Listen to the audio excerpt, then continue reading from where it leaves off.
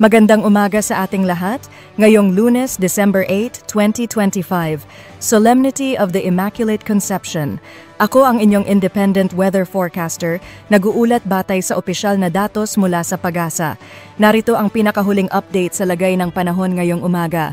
Ayon sa latest satellite images ng PAGASA, makikita ang dating bagyong Wilma na kahapon ay humina at ngayon ay isa ng low pressure area. Huling namataan ito sa katubigan malapit sa bahagi ng Colasi, Antique. Ayon sa datos, medium chance o katamtamang posibilidad na muling maging bagyo ito sa susunod na 24 to 48 hours, ngunit mas mataas ang tsansang tuluyan itong malusaw. Patuloy pa rin itong imomonitor ng PAGASA. Samantala, shear line at northeast monsoon o amihan ang patuloy na nakaapekto sa malaking bahagi ng Luzon, mula northern Luzon, central Luzon hanggang southern Luzon. Ang shear line ay magdadala ng mga pag-ulan sa Cagayan Valley, Aurora, Quezon, Bicol Region at Mindoro.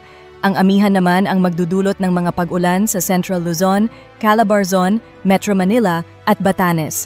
Sa Mimaropa at Western Visayas, patuloy na may mga pag-ulan na dulot ng low pressure area.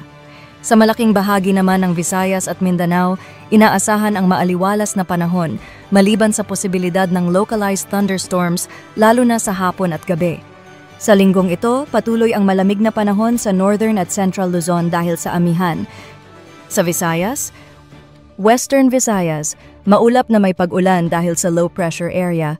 Nalalabing bahagi ng Visayas, generally fair weather maliban sa localized thunderstorms. At sa Mindanao, magiging maaliwalas ang panahon sa karamihan ng lugar sa Mindanao, bagamat may tsansa pa rin ng localized thunderstorms tuwing hapon at gabi. Ayon sa weather advisory ng PAGASA na inilabas kaninang 5 a.m., posible pa rin ang malalakas na pag-ulan sa susunod na 3 araw. Ngayong Lunes, malalakas na ulan sa Cagayan Valley, Aurora, Quezon at Oriental Mindoro, dulot ng shear line at low pressure area, posibleng magdulot ng flash floods at landslides. Sa Martes, December 9, tuloy-tuloy na pag-ulan sa Cagayan Valley at Cordillera. Epekto pa rin ng shear line. Sa Wednesday, December 10, malalakas na ulan pa rin sa eastern section ng Northern Luzon at Cordillera. Mataas ang banta ng pagbaha at pagguho ng lupa. Sa sea conditions, may gale warning pa rin sa eastern seaboard ng Northern Luzon, mula Cagayan, kabilang ang Babuyan at Camiguin Islands. Mapanganib ang laot para sa maliliit na sasakyang pandagat dahil sa mataas na alon. Sa nalalabing bahagi ng Luzon, katamtaman hanggang maalong dagat. Sa Visayas at Mindanao, banayad hanggang katamtaman ang kondisyon ng karagatan. At iyan ang pinakahuling weather update ngayong Lunes, December 8, 2025. Muli, ito ang inyong independent weather forecaster, nag-uulat batay sa opisyal na datos mula sa PAGASA. Mag-ingat sa posibleng pagbaha at landslide at ugaliing mag-antabay sa mga susunod na update. Magandang umaga po sa ating lahat.